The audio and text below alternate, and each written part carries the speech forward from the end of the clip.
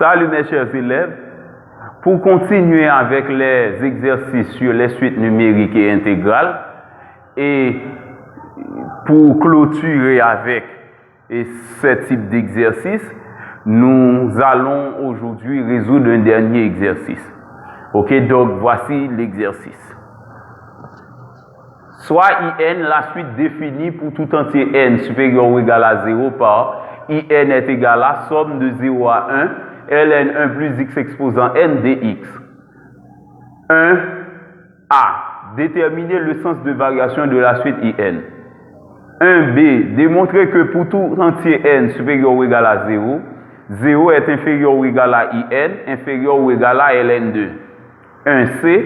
Que peut-on déduire sur IN? Maintenant, la partie 2. Soit f de x est égal à ln1 plus x moins x, défini sur R+.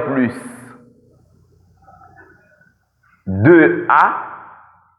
Étudier les variations de f sur R+, puis en déduire le signe de f de x. 2b. En déduire que pour tout entier n supérieur ou égal à 0, et pour tout x supérieur ou égal à 0, ln1 plus x exposant n est inférieur ou égal à x exposant n. 2c. En déduire la limite de IN. Ok, donc c'est cet exercice-là que nous allons résoudre. Comme vous pouvez remarquer, cet exercice comprend deux parties. Chaque partie contient 3 volets. Ok, donc c'est comme si nous allons traiter 6 parties. Ok, donc on commence sans perdre de temps par dresser les données de l'énoncé. Donc voilà. On a pour tout entier n supérieur ou égal à 0. Tout entier n supérieur ou égal à 0, c'est tout entier positif. C'est-à-dire pour tout entier naturel. Ok, pour tout, donc on pourrait traduire ça, c'est quel que soit n appartient à n. On donne l'intégrale IN, c'est somme de 0 à 1, ln1 plus x exposant n dx. Ok? Maintenant, la partie 1a concerne le sens de variation de la suite IN. Nous avons appris, pour étudier le sens de variation d'une suite, c'est trouver la différence entre deux termes consécutifs de cette suite. Ok? Donc, ordinairement, on prend UN plus 1 moins UN, lorsque la suite c'est U. Donc, on pourrait prendre IN plus 1 moins IN, puisque la suite est appelée I. Ok? Maintenant, nous allons commencer avec cette partie 1a. Si nous pouvons remarquer ici, l'intégrale, c'est x qui varie. Et cette variable x est entre 0 et 1. Eh bien, puisque x est toujours entre 0 et 1, eh bien, nous écrivons x est entre 0 et 1. Eh bien, pour tout x entre 0 et 1, ce qui va se passer. Eh bien, donc on a x exposant n dans l'intégrale IN. Eh bien, x exposant n se comporte comme une fonction exponentielle. Nous avons appris dans les cours sur les fonctions exponentielles de base A, nous avons appris que lorsque le nombre A est entre 0 et 1, A exposant x décroît. Ok? Mais lorsque A est supérieur à 1, A exposant x croît. Eh bien, ici, puisque on a x exposant n, ça c'est comme une fonction exponentielle. Et puisque x est entre 0 et 1, eh bien, x exposant n décroît. Donc, la décroissance veut dire, puis l'exposant est grand, puis le résultat est petit. Plus l'exposant est grand, plus le résultat est petit. Et donc, j'avais donné quelques exemples là-dessus. Par exemple, un demi est plus grand que un demi au carré. Un quart est plus grand que un quart au carré. Parce que un quart est compris entre 0 et 1. Eh bien, puisque x est entre 0 et 1, x exposant n plus 1 va être plus petit que x exposant n. Parce que sur 0, 1, les fonctions exponentielles décroissent. Et bien, donc par conséquent, donc cette décroissance explique que, puisque n plus 1 est plus grand que n, eh bien, x exposant n plus 1 va être plus petit que x exposant n. parce qu'il y a une décroissance. OK? Donc, c'est pourquoi on a ça. Donc, on avait déjà prévu ça dans l'un de nos cours précédents. Maintenant, si nous pouvons remarquer ici, à côté de x exposant n dans l'intégrale, il y avait 1. Eh bien, j'ajoute 1 à chaque membre. OK? À présent, après 1, il y avait ln de 1 plus x exposant n. Eh bien, de ce fait, je prends ln de chaque membre. OK? Nous avons appris que la fonction ln est une fonction qui est strictement croissante sur R star plus.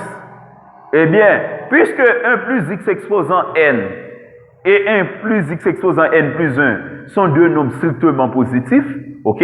Parce que sur 0, 1, x exposant n plus 1 et x exposant n sont positifs. Et de plus, en y ajoutant 1, eh bien, on va avoir deux nombres strictement positifs.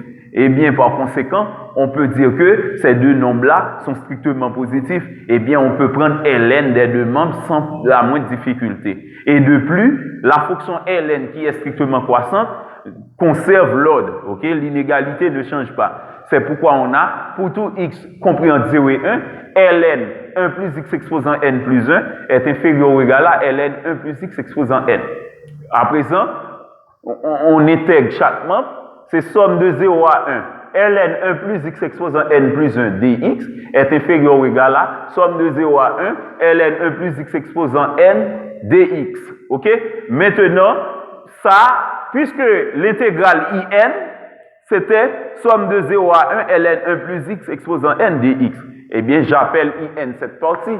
Eh bien, lorsque c'est in, on a x exposant n uniquement. Eh bien, lorsque c'est in plus 1, on va avoir x exposant n plus 1. Donc, cette partie donne in plus 1, cette partie donne in. Donc, on a i de n plus 1 inférieur ou égal à in. Maintenant, on transpose. i de n plus 1 moins in est inférieur ou égal à 0. Donc, quel que soit x appartient à l'intervalle fermé 0, 1, i de n plus 1 moins in est toujours négatif. Eh bien, par conséquent, la suite in est décroissante. La suite in est décroissante pour tout entier n supérieur ou égal à 0. Ou encore pour tout entier naturel n. Ok, donc, c'était pour la question 1a. Maintenant, pour la question 1b, démontrer que pour tout entier n supérieur ou égal à 0, 0 est inférieur ou égal à in, inférieur ou égal à ln2. Ok? 0 est inférieur ou égal à in, est inférieur ou égal à ln2. C'est ce que nous allons démontrer dans cette partie 1b. Eh bien, nous utilisons la même propriété, ok, suivant l'intégrale, x est entre 0 et 1. Eh bien, lorsque x est entre 0 et 1, cela veut dire que 0 est inférieur ou égal à x, inférieur ou égal à 1. Puisque dans l'intégrale, il y a x exposant n, eh bien, j'élève à la puissance n chaque membre. 0 exposant n est inférieur ou égal à x exposant n, inférieur ou égal à 1 exposant n. Donc, x exposant n est compris entre 0 et 1, puisque 0 exposant n donne 0, 1 exposant n donne 1. Puisque à côté de 1 plus x exposant n, il y a, à côté de x exposant n, il y a 1 plus x exposant n, alors j'ajoute 1 à chaque membre. Eh bien, en ajoutant 1 à chaque membre, on trouve 1 inférieur ou égal à 1 plus x exposant n, inférieur ou égal à 1 plus 1 qui donne 2. OK? Maintenant, puisque dans l'intégrale, il y avait ln 1 plus x exposant n, eh bien, je prends ln de chaque membre. OK? Donc, puisque les trois membres de l'inégalité sont strictement positifs, parce que 1 et 2 sont strictement positifs, et 1 plus x exposant n qui est compris entre 1 et 2, est strictement positif. Parce que si je mets un nombre entre deux nombres strictement positifs, ce nombre doit être nécessairement strictement positif. Eh bien, c'est pourquoi je peux prendre ln de chaque membre. Et la fonction ln qui est strictement croissante conserve l'ordre. L'inégalité ne change pas. Eh bien, c'est pourquoi on a ln1 inférieur ou égal à ln1 plus x exposant n, inférieur ou égal à ln2. ln1 donne 0, ln2 reste ln2 parce que ça ne donne pas une valeur exacte. Ok, on a ln1 plus x exposant n compris entre 0 et ln2. Ok, maintenant nous allons intégrer chaque membre. Donc, si on intègre cette partie, on devrait avoir 0 par somme de 0 à 1 dx. Ok, donc, puisqu'on va avoir 0 par somme de 0 à 1 dx, somme de 0 à 1 dx par 0 donne encore 0, donc on laisse cette partie, puisque ça va donner 0, peu importe le cas, eh bien je mets 0 inférieur ou égal à somme de 0 à 1. ln 1 plus x exposant n dx, inférieur ou égal à ln 2. On pourrait mettre ln2 en dehors de l'intégrale ou comme dans cette et sous cette forme. C'est encore la même chose. Somme de 0 à 1, ln2 par dx. Ok? Ça donne la même chose. Ok? Donc que l'on met ln2 en dehors, que l'on met ça sous cette forme, eh bien c'est encore le même résultat que l'on va trouver. Donc ça donne 0 inférieur ou égal à, cette partie c'est l'intégrale in, ok, suivant les données de l'énoncé, inférieur ou égal à in. Et maintenant, ça nous donne une intégrale. C'est l'intégrale d'une fonction continue. Ce qui nous intéresse d'abord, c'est une primitive de dx. Une primitive de dx, c'est x. Eh bien, on a ln2 qui est la constante par x, compris entre 0 et 1. On fait l'image de cette primitive. L'image de 1 par cette primitive moins l'image de 0 par cette primitive. C'est pourquoi on a ln2 facteur de 1 moins 0. OK? En déterminant les images respectives de 1 et de 0 par la primitive et en appliquant la formule f de b moins f de a, grand f de b moins grand f de a. Eh bien, 1 moins 0, ça donne 1. 1 par ln2, ça donne ln2. Donc, vous voyez que pour tout x appartenant à l'intervalle fermé 0, 1, on a 0 inférieur ou égal à in, inférieur ou égal à ln2. Eh bien, suivant ce qu'on a demandé dans la partie de 1b, on en déduit que, quel que soit n appartient à n, ou encore pour tout entier n supérieur ou égal à 0, 0 est inférieur ou égal à in, inférieur ou égal à ln2. Ok, c'était tout pour la partie 1b. Maintenant, pour la partie 1c, on demande que peut-on en déduire sur in. Ok, donc, cette partie-là, c'est une question qui est beaucoup plus subjective. Donc, on pourrait dire beaucoup de choses sur la suite in. Mais suivant le contexte de l'exercice, c'est sur la convergence, ok, qu'on parle, ok, la convergence de la suite in qu'on parle. Eh bien, normalement, lorsque vous voyez qu'une suite est bornée, c'est-à-dire lorsque la suite est comprise entre deux réels, la suite est bornée. Toute suite bornée est une suite convergente. Mais on ne peut pas trouver la limite de cette suite à partir de cette remarque. On pourrait faire la remarque que la suite est bornée, mais on ne peut pas trouver sa limite. Donc, la suite in qui est bornée nous dit que cette suite est convergente. Mais moi, je vais utiliser un autre théorème.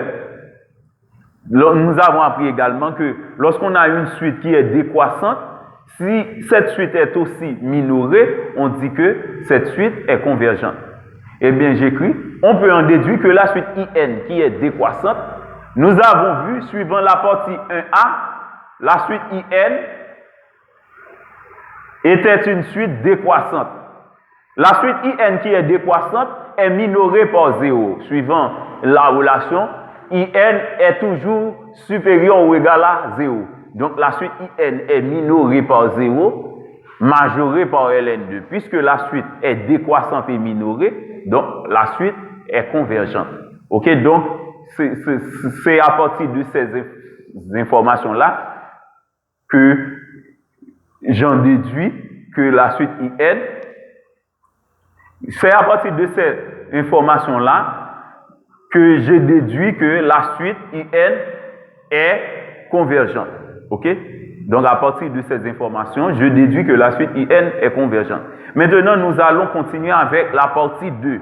La partie 2, comme pour la partie 1, comporte 3 volets. Dans la partie 2, on donne une fonction. C'est f de x égale à ln1 plus x moins x. Cette fonction-là est définie sur R+. Ok? Petit a, étudier les variations de f sur R+, puis en déduire le signe de f de x. Eh bien, alors, je commence. Donc, f de x est donné sur R+. Donc, lorsqu'on parle de R+, cela veut dire c'est l'ensemble des réels positifs. OK? L'ensemble des réels positifs. Eh bien, pour étudier les variations d'une fonction, il faut donner le domaine de définition, les limites aux bornes, le sens de variation. On cherche les sommets s'il y en a, et ensuite, les sommets ou les points d'inflexion s'il y en a, et ensuite, le tableau des variations. Eh bien, c'est ce que nous allons faire.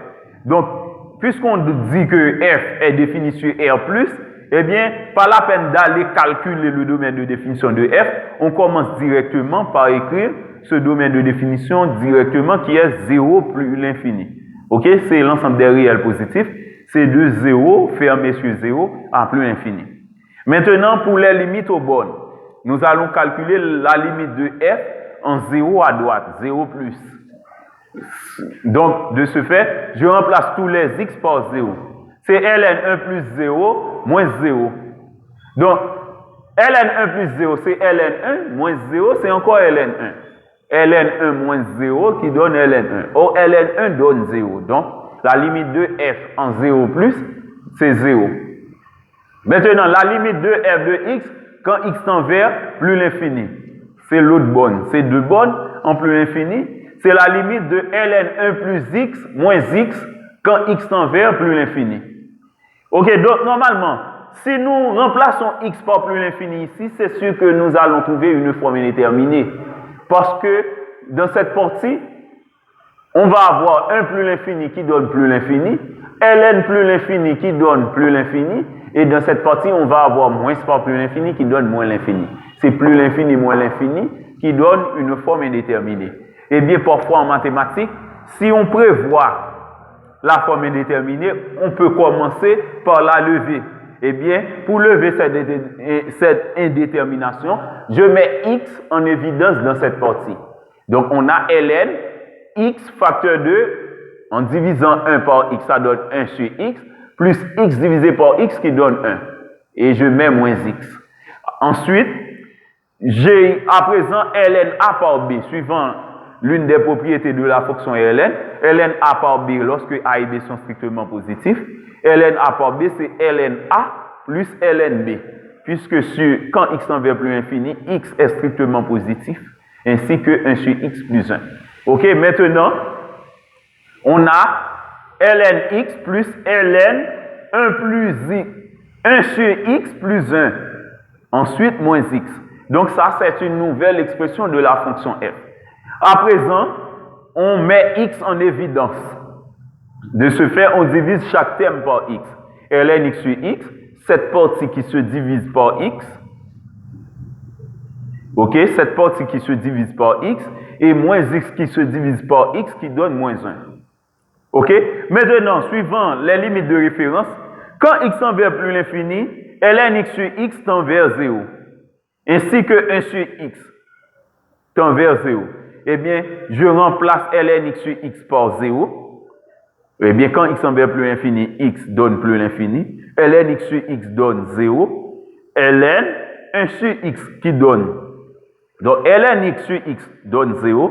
1 sur x donne 0. Donc, on a ln 0 plus 1 sur plus l'infini. X est donc remplacé par plus l'infini, moins 1.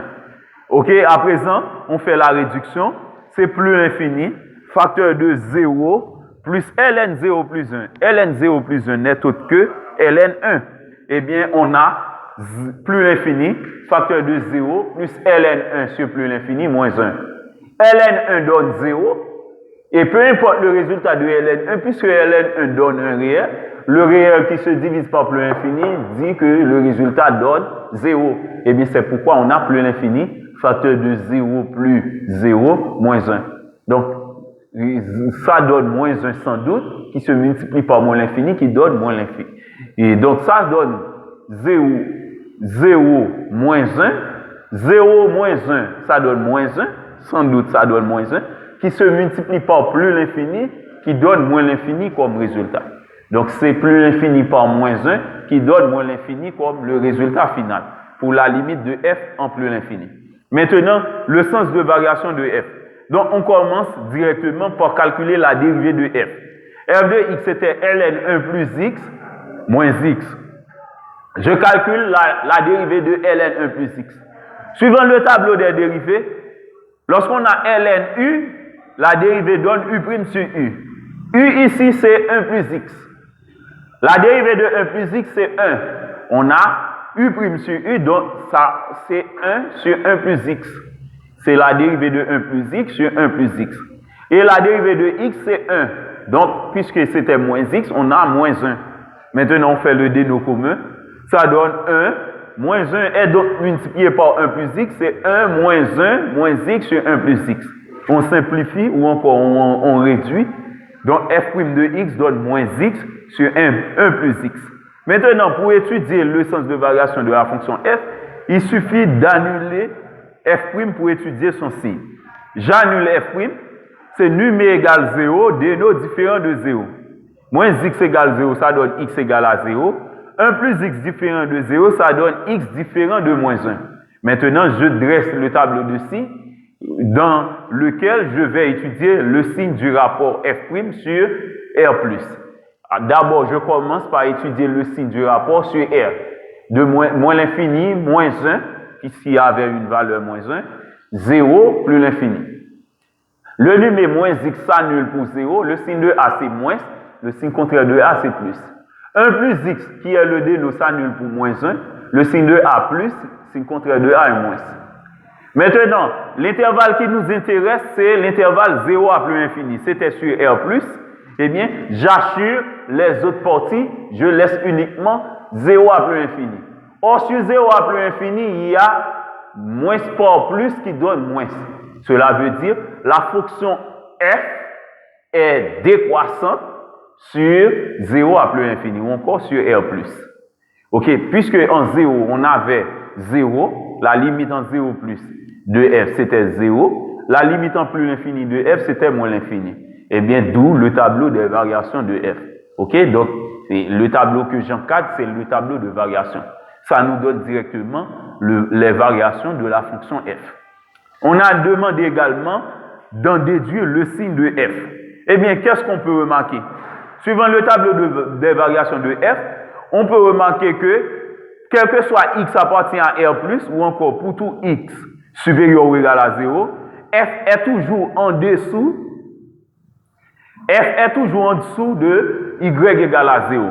Ok, donc, f, c'est en dessous de y égale à 0, ou parfois, en 0, f coupe y égale à 0 uniquement, mais sans changer, sans monter au-dessus de y égale à 0.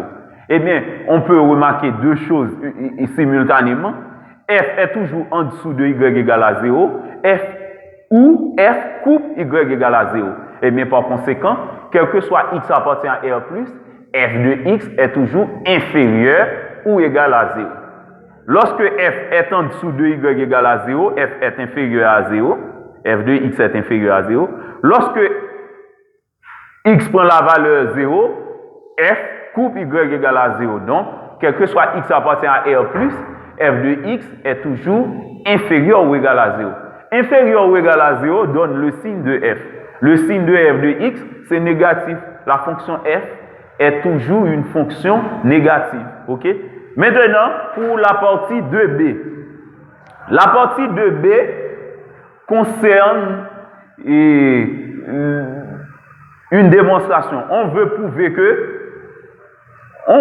que pour tout entier n supérieur ou égal à 0 et pour tout x supérieur ou égal à 0, que ln 1 plus x exposant n est toujours inférieur ou égal à x exposant n. Eh bien, nous allons utiliser les variations de f pour ce faire. Eh bien, nous avons appris que, quel que soit x appartient à R+, f de x est toujours inférieur ou égal à 0.